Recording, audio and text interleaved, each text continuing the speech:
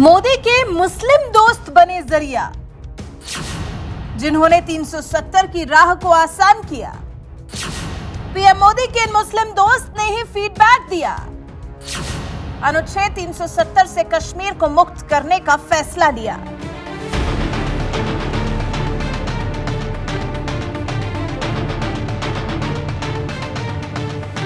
वैसे तो मोदी सरकार को मुस्लिम विरोधी करार दिया जाता है। विपक्ष पूरी कोशिश करता है कि मोदी सरकार की छवि मुस्लिम विरोधी ही बनी रहे, लेकिन विपक्ष की इन तमाम कोशिशों के बाद भी नरेंद्र मोदी सरकार में मुस्लिमों का अटूट विश्वास है।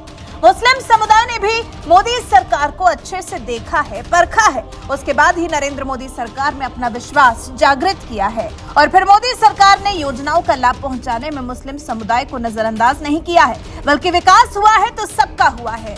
हर जाति धर्म के लोगों का साथ में हुआ है, पूरे देश का विकास हुआ है। और जहां तक बात है कश्मीर से अनुच्छेद 370 के खात्मे की, तो मोदी सरकार ने एक मुस्लिम के फीडबैक पर ही इतना बड़ा कदम उठाया था।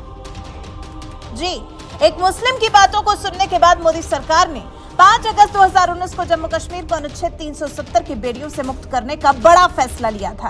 तो आपके दादा दादी को जिन मुसीबतों से जिंदगी जीनी पड़ी, आपको कभी भी ऐसी मुसीबतों से जिंदगी जीनी नहीं पड़ेगी।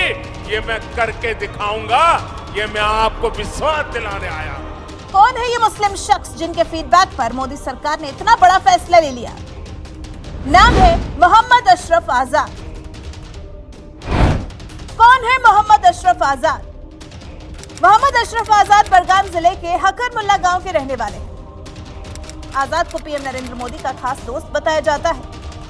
1993 में जब नरेंद्र मोदी कश्मीर गए थे, तब वो मोहम्मद अशरफ आजाद के घर ही रुके थे। आजाद के हकर मुल्ला गांव वाले घर में ही नरेंद्र मोदी ठहरे थे। आजाद 1992 में बीजेपी में शामिल हुए थे। कश्मीर जाने वाला बीजेपी का हर नेता मोहम्मद अशरफ आजाद से जरूर मिलता था। ऐसे में सवाल ये उठता है कि कश्मीरी शख्स को भला बीजेपी के लोगों से इतना मोह कैसे हो गया? कैसे मोहम्मद अशरफ आजाद ने बीजेपी का दामन थाम लिया? मीडिया रिपोर्ट्स के मुताबिक जब 1992 में बीजेपी के नेता श्रीनगर के लाल चौक पर तिरंगा यात्रा के लिए आए थे, तो उस यात्रा को देखकर ही मोहम्मद अशरफ को एहसास हुआ था कि अगर कश्मीर को जन्नत बनाना है तो उन्हें इस पार्टी से हाथ मिलाना चाहिए। यही वजह है जो 1992 में मोहम्मद अशरफ ने बीजेपी की सदस्यता ली थी। एक निजी चैनल को दिए इंटरव्यू में मोहम्मद अशरफ आजाद ने कहा था, जब मैंने बीजेपी ज्वाइन की थी तो मुझे पता था कि कश्मीर से एक दिन आर्टिकल 370 खत्म होगा।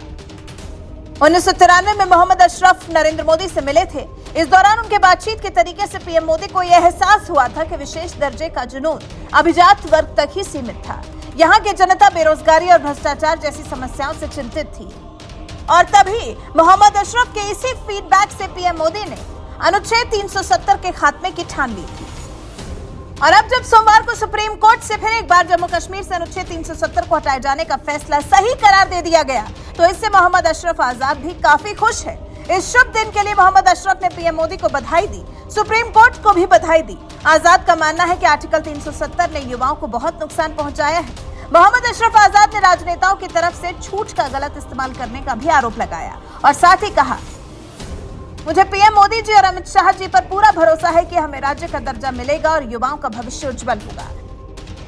वहीं घाटी में हिंसा पर जब उनसे सवाल किया गया तो उन्होंने कहा, 5 अगस्त 2019 को जब आर्टिकल को खत्म किया गया तब कोई हिंसा नहीं हुई थी, वैसा ही आज रहा। जो लोग पहले हिंसा करते थे अब आज अपनी नाराजगी जाहिर कर रहे हैं।